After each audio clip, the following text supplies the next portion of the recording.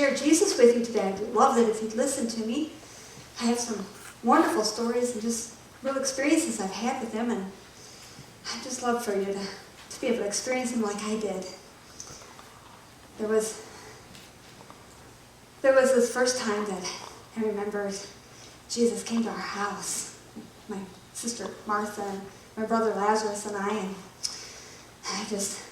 I don't know how I did it, but I found myself sitting at his feet, just listening to him, teaching, and that soothing voice that he had, and just sat there talking to us and teaching us and telling us, and it was just so amazing. I just couldn't help myself. I was just drawn to him, and I just remember just looking up at him and just hearing his voice.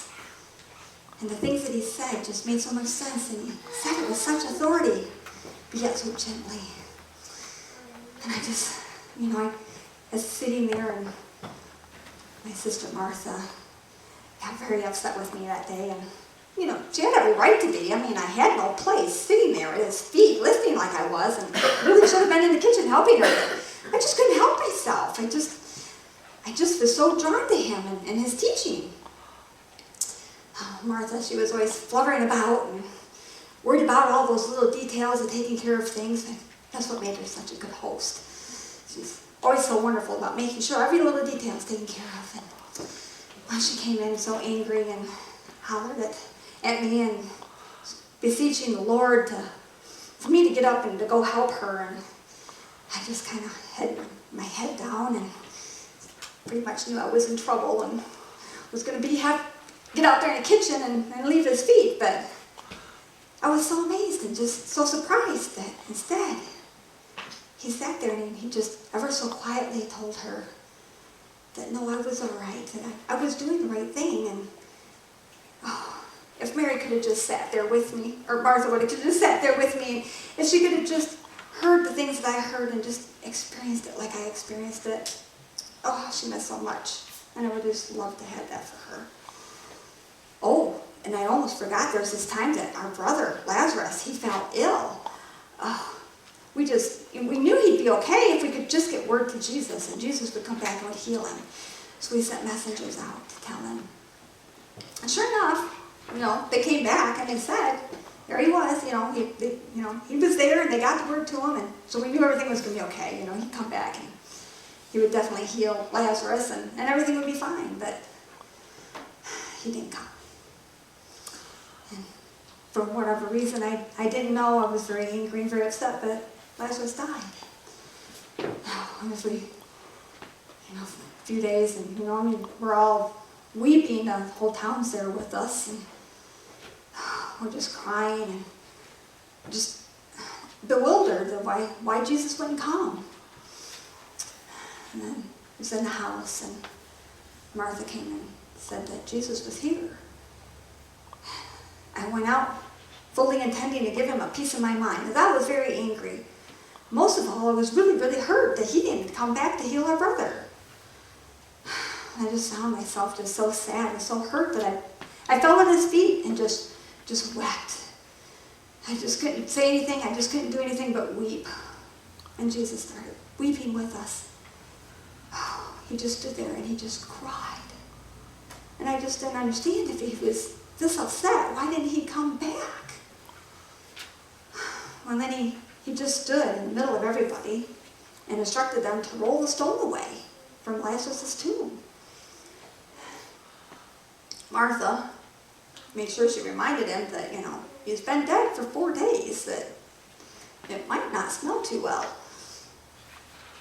But Jesus insisted, roll the stone away. So they listened to him, they rolled it away. And then he just stood there in the middle of everybody, called out in this loud voice, Lazarus, come forth! To all of our amazement, here comes our brother walking out in his grave clothes. Our tears of weeping had turned to tears of joy. We were just utterly amazed that he'd been dead for 4 years, or 4 months, 4 days, and here he comes walking out. And we just stood there rejoiced, praising him for bringing him back. It didn't take long in our little town for word to get around, and everybody knew that this wonderful, wonderful deed that he did.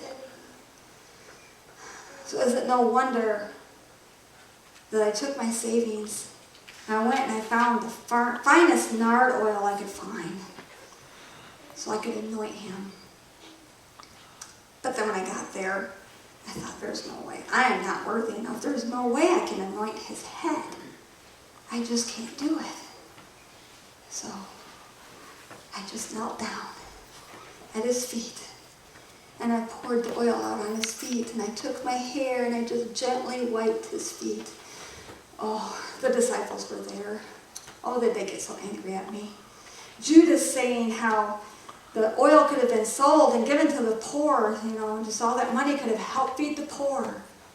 But then again, he just reached his hand out, touched my head as I was bowing down, again crying. And he just said, no, she's done the right thing. Once again, he came to my aid, saying I'd done the right thing. Not only that, he said I would actually be remembered for doing it. And I just thought, me, a lowly woman, what would I ever be remembered for? The one thing that I know is I'll never forget him and everything that he's done. The amazing things that he did, all the miracles. And it's just the most wonderful man you could ever know. How I wish you could have just heard him and listened to him and sat at his feet and learned. But you can still hear him, even today. Well, I have things I have to get to. And thank you so much for listening to me today and my stories. I hope they mean as much to you as they meant to me.